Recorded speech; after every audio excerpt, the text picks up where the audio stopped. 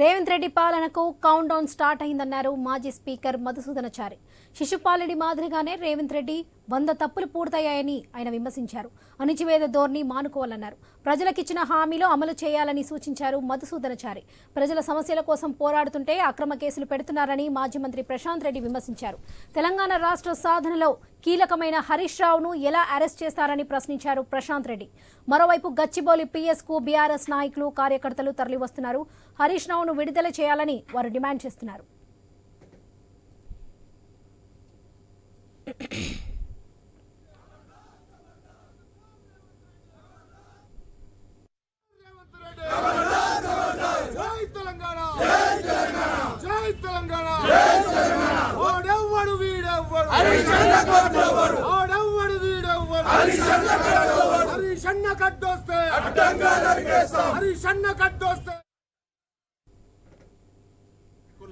అది ఎవరైనా కూడా ఏ కార్యకర్తను ఏ నాయకుడిని అక్రమంగా అరెస్ట్ చేసినా మేము భయపడే వాళ్ళం కాదు. తెలంగాణ రాష్ట్ర సాధనోద్యమంలో ఒక్కొక్క నాయకుని మీద 100 కేసులు ఉన్నాయి.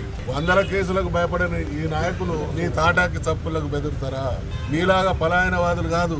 ఆ రోజు తెలంగాణ ఉద్యమం కొనసాగుతున్నటువంటి క్రమంలో మరి తెలంగాణ ప్రజల పక్షాన గొంతుగా కావాల్సినటువంటి నువ్వు ఏ రకమైనటువంటి పలాయనవాదాన్ని ఎంచుకున్నావో ప్రజలకు తెలుసు.